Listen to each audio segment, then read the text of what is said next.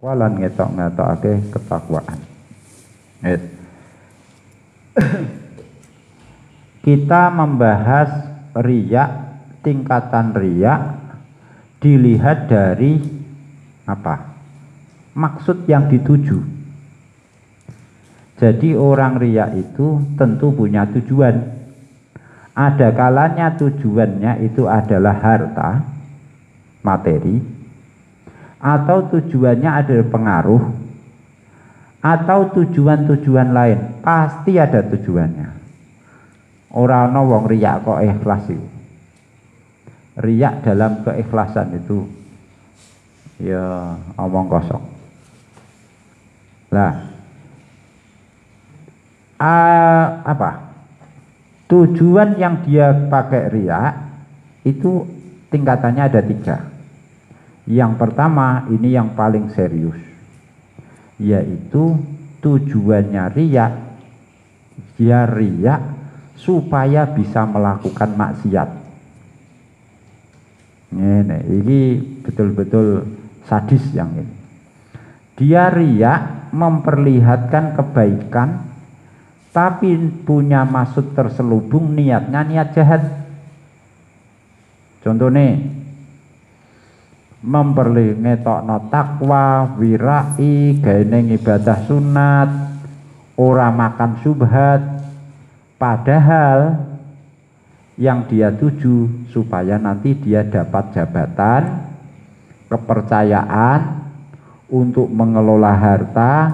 Kalau dicontohkan di sini jabatan jadi hakim, dia dipercayai mengelola harta wakaf, wasiat, harta yatim, atau disuruh ngelola pembagian zakat, ya. Supaya apa? Supaya kalau itu nanti jabatan dia raih, dia bisa memperkaya diri sendiri. Jadi niatnya memperkara diri sendiri, berarti maksiat. Itu. Dengan cara memperlihatkan ketakwaan, anti syubhat, ya, kesolehan, amal sunnah gitu. Dengan niat jahat.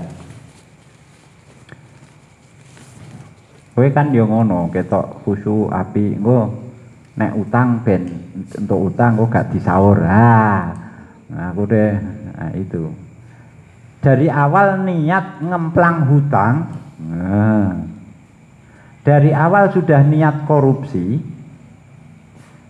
Dari awal dia sudah niat jahat, ya, supaya mulus niat jahatnya ini tadi, dia memberikan pencitraan yang baik. Di sini dicontohkan macam-macam itu. Ono ngelola tadi hartanya yatim, wajah wakaf, ngedum zakat, apa menjadi pembimbing haji barang, pembimbing umrah barang. Ya pembimbing ben ketok soleh, wah itu.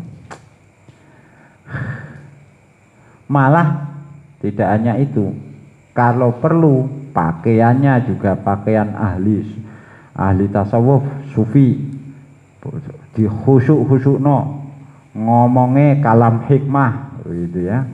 Pokoknya suka menasihati, padahal tujuannya dia berbuat jahat.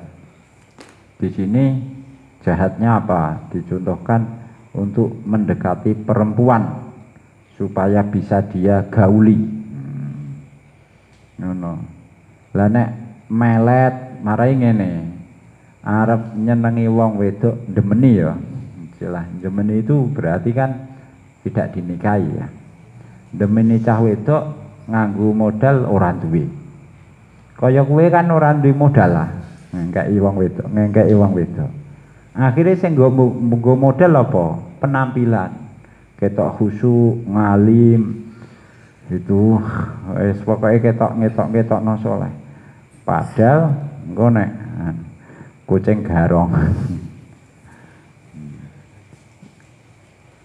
Sering datang di majelis pengajian, majelis zikir, majelis Quran. Tujuannya ben ketemu cah wedok-wedok, ben ku darani cah soleh, wis nek ketemu wah wis dimangsa oleh dia. Yang kene contohnya ora cah wedok tok, cah lanang nom. Soale nek cara kitab-kitab awake dhewe itu, kitab-kitab salaf itu apa? Fitnahnya anak laki-laki ganteng, anak muda ganteng, gulam, daya, itu lebih berbahaya dari fitnahnya perempuan. Cara mbiyen apa? Mairil.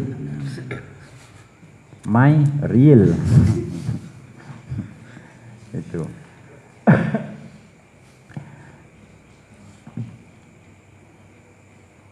Pergi haji, tapi tujuannya ngincer apa rombongan, karena di rombongan itu ada perempuan yang dia taksir.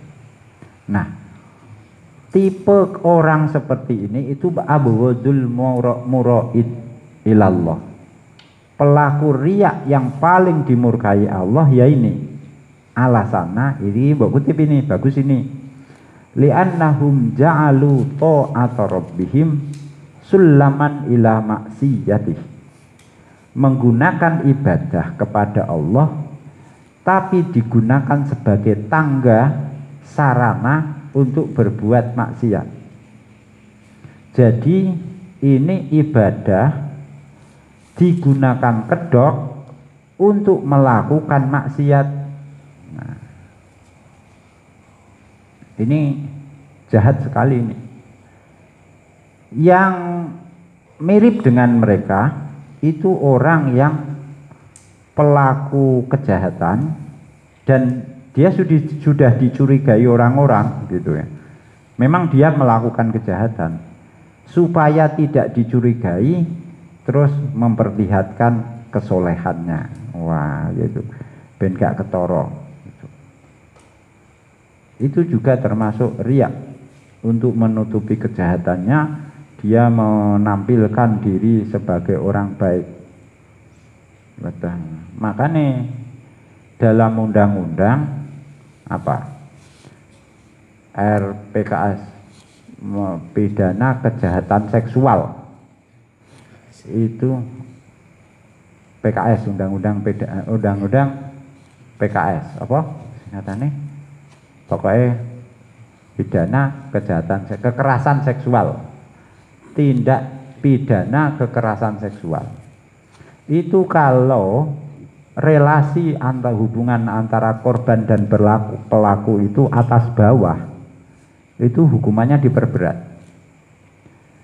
Jadi misalnya ada kekerasan seksual, kok karo kancane sebaya, maksudnya sebaya itu sebetulnya apa? Korban tidak di bawah pengaruh pelaku, itu hukumannya standar. Tapi kalau korban di bawah pengaruh pelaku, misalnya guru kepada murid, orang tua kepada anak, pengasuh kepada asuhan, apa nih, pokoknya sing atasan kepada bawahan. Nah, yang seperti ini hukumannya diperberat. Soalnya apa? Ini dia harusnya melindungi, malah menjahati, kan begitu. Di sini juga seperti itu ya. Barang kue dicurigai ngorupsi, nelep harta, ya, terus kue ngetokno sedekah, sedekah, engko ben diarani ora iku jare sapa korupsi, ndek iku sedekah lomo ya, oh bondone dhewe. Dia itu dermawan, suka memberi. Orang ngarah korupsi wong ndek iku apian, kan gitu kan. Tuh. Jadi ini ja'alu ta'ata rabbihim sulaman ila maksiyati. Jadi menggunakan kebaikan sebagai kedok melakukan kejahatan. Dan kedok kebaikan yang digunakan itu apa istilahnya? Sifatnya ibadah, hal-hal mulia. Itu nanti beda dengan yang kedua. Yang kedua itu menggunakan kebaikan sebagai kedok untuk melakukan hal-hal yang mubah. Kan lain ini. Yang itu kejahatan, yang ini itu tingkatan. Makanya abghadul muraina ilallah tadi. Lah ngene iki pelakunya juga kadang tidak kroso. Kowe ngaji ngene iki nerangno. Engko iso-iso ternyata kamu selama ini melakukan itu. Kan ngono. Kowe ketok tenanan ngurus sok sosial, sok anu gitu. Ternyata mengambil keuntungan sendiri. Ngono ku ya akeh. Mulakno, wah akhlak itu beda antara akhlak dan akhlak itu bukan ilmu akhlak. Ilmu akhlak itu berbeda dengan akhlak itu sendiri. Nek ngene iki anggere wong ya ngerti. Maling-maling itu ngerti nek nyolong itu dosa tur kriminal, ngerti deh. Ning nglakoni. Berarti urusan ngerti iku beda karo urusan nglakoni. Akhlak itu beda karo ilmu akhlak. Akhlak itu bukan pengetahuan. Akhlak itu ya sikap itu, ora pengetahuan. Maling wong yang penjara itu mbok takoni sing maling jenengan penjara ono apa? Kula maling. Lah ngerti nek maling mboten nafsu. Nggih ngertos ah. Sing mateni wong ya ngono. Jenengan kok di penjara gini yo mateni tiyang. Lah masuk mateni tiyang mboten ngertos nek niku kejahatan. Nggih ngertos ah. Ngerti kabeh itu. Asaniatu utawi derajat